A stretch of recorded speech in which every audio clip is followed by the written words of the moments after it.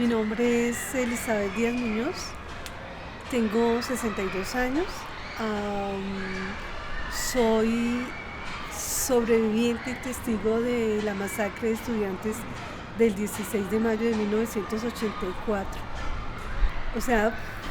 el 16 de mayo fue algo demasiado fuerte, no solo para mí, sino para todas las personas que estábamos en la universidad. Tan fuerte, y lo entendí después, que estaba sufriendo de síndrome de estrés postraumático, o sea, me era imposible hablar. Al principio solo recordarlo lloraba cantidades,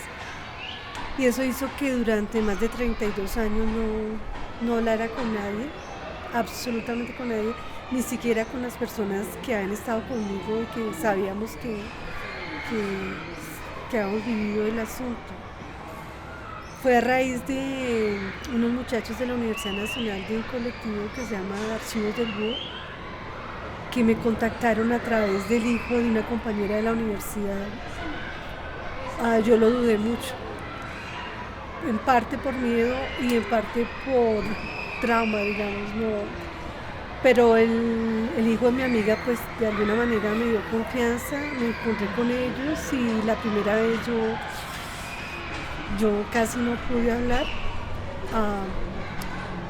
Era revivir algo que yo había dejado como oculto más de 30 años, pero a la vez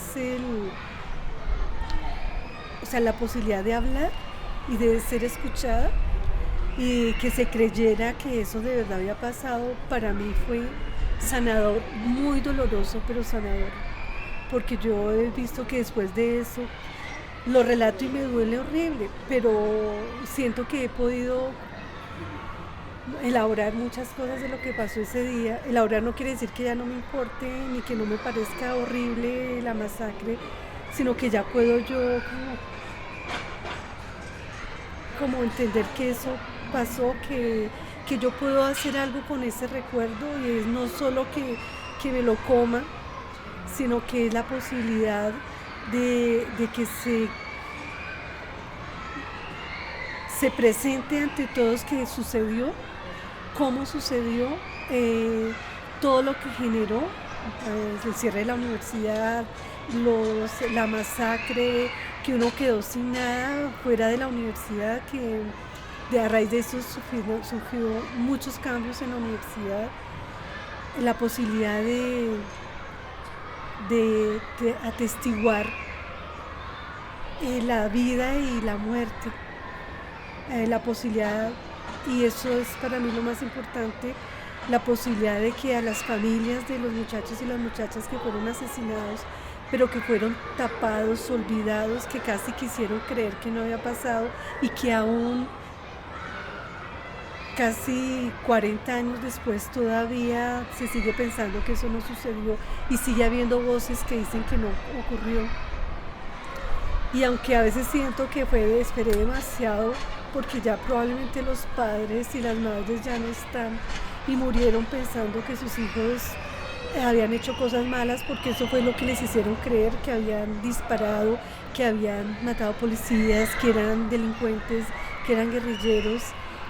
Lo que yo vi ese día fue cómo sacaban a las personas de los salones de clase, cómo disparaban y hacían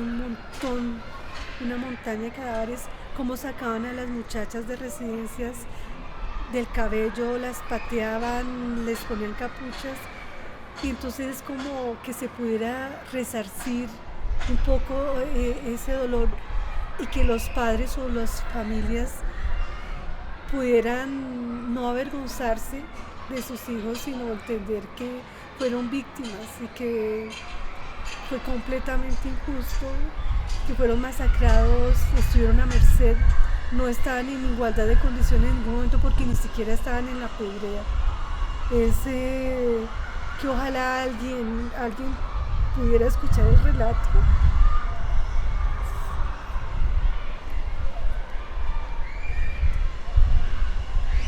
Y esos muchachos y muchachas, por lo menos en la memoria colectiva y en la memoria de sus familias, sean reivindicados. que la universidad reconozca que sí sucedió y que no sigan negándolo y que, no sé, pienso yo, bueno, en eso soy un poco pesimista, que todavía haya papeles, porque en esa época tenían la costumbre de desaparecer los papeles de las víctimas. Ah,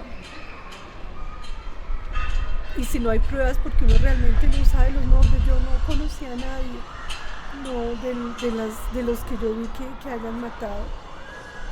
Pero, o si alguien escucha y sabe de ellos y conoce a las familias, que por favor, o sea, ellos tienen derecho a la verdad y tienen derecho a la reparación, tienen derecho a reconciliarse con sus ancestros, con su sangre y con ellos.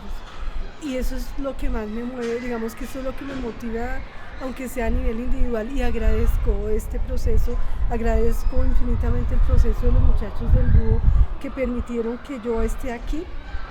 contando, y no es como repitiendo lo mismo, sino es reivindicando, ¿verdad? Rescatando eso, y que sirva de algo, por lo menos para indignarse, y que sirva por lo menos para saber qué pasó, y que haya alguien que tenga más poder que yo para iniciar un proceso, no sé cuál, pero ojalá, esa es como mi esperanza. Uno, como mencioné, no tengo yo idea, y mucha gente no tiene idea de quién desapareció, porque la universidad fue cerrada por más de 10 meses. En esa época en la universidad, en el 84, había muchísimas personas de provincia muy pobres, entonces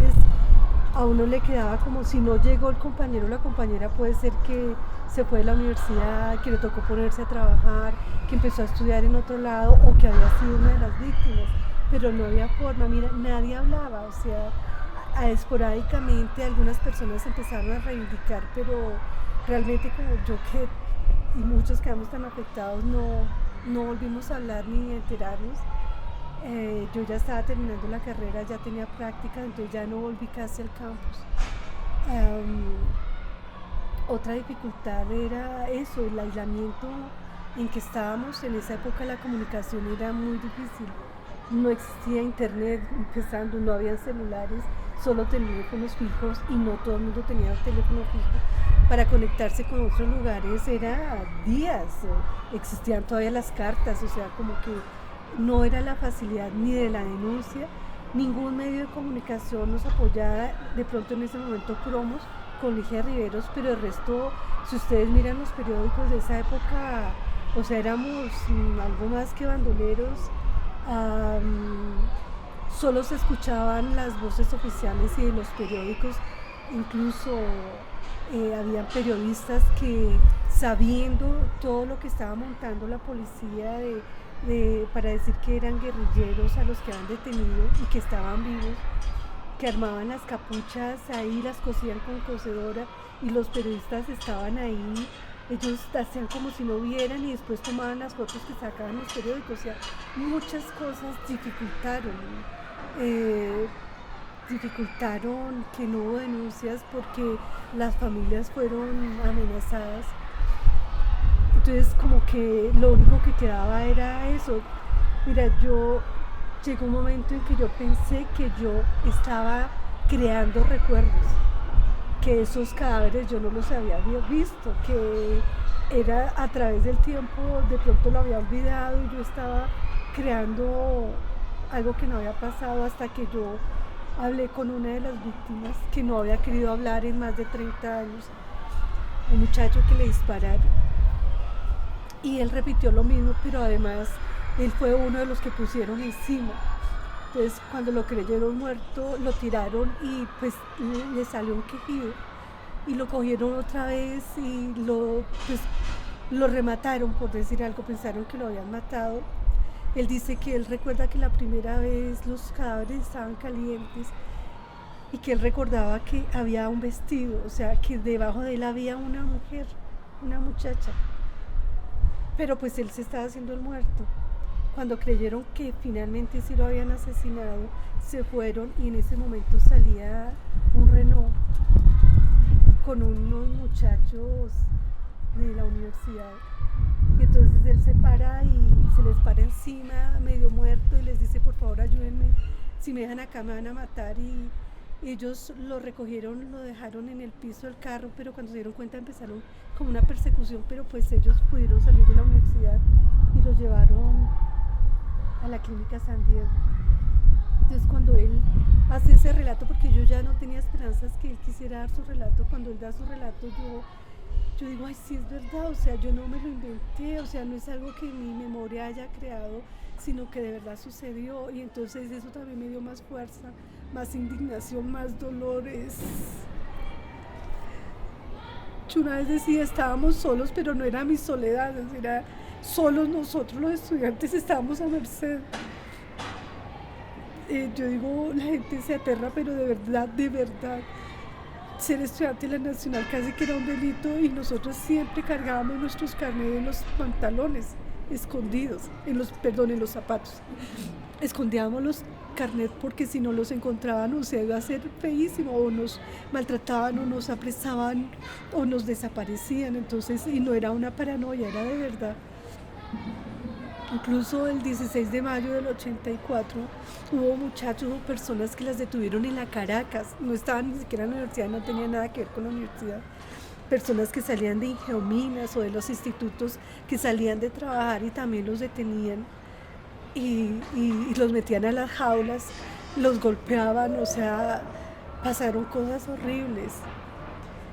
Y todo era pues con complicidad del Estado, o sea, todo se tapó, y desafortunadamente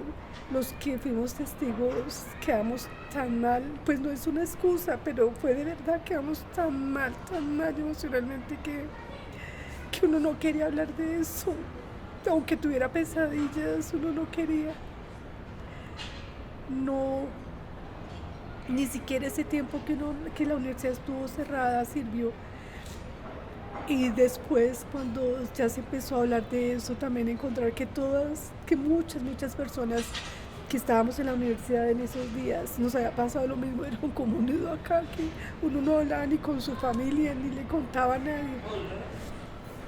porque era algo demasiado horrible. Yo sé que ahorita mirando todas las masacres, todas las cosas horribles que han hecho el Estado y el paramilitarismo, ya como que hay anestesia, pero antes eso no había sucedido, o sea, era como la primera vez, por lo menos en Bogotá. Y sí, siento que fue el preludio de todo lo que está sucediendo, entonces ya a uno le parece que eso no era tan terrible, pero fue terrible. Todavía es terrible, como son terribles todas las masacres, todas, llegar a los pueblos, matar a la gente, sacarla de sus casas, desaparecerlas, impedir que sus dolientes hagan duelo, se despidan. Fue algo parecido a lo que hicieron en la Nacional. Entonces, digo, es como lo mismo, pero diferente, y cada vez peor, y es tan doloroso. Que son casi 40 años y cada vez es más difícil. Cada vez hay más injusticia, aunque bueno, hay actos de reparación, y yo sí creo que todas las conversaciones de paz, yo digo, me alegro, porque aunque tenga muchas fallas, o sea, cualquier vida que se haya salvado es importante, aunque sea una vida. Que lo vean y lo compartan, que de verdad yo espero que la familia de ellas y de ellos en algún momento llegue, que no se olviden, que no pase como si no hubiera sucedido, y que no se repita, que no podemos permitir que se repita ni en las universidades, ni en los colegios, ni en los campos, ni en las ciudades. O sea, no hay nada que justifique eso, nada, ni ahora ni después. Y que no olvidemos que la vida, como decía el profesor Mocus, que fue mi profesor en la universidad, la vida es sagrada. Y que no nos acostumbremos a que haya muertos y desaparecidos y desplazamientos, y ya nos duela, que ya lo vemos como que es tan común. Eso es peor, porque nos volvemos cómplices cuando ya ni nos duele ni nos aterra, sino que cambiamos el canal. Entonces eso es lo que yo espero. Ojalá se replique, ojalá lo vean y las familias tengan la posibilidad de ser reivindicadas, sus memorias tengan justicia y haya reparación para los estudiantes, para sus familias y para la Universidad Nacional.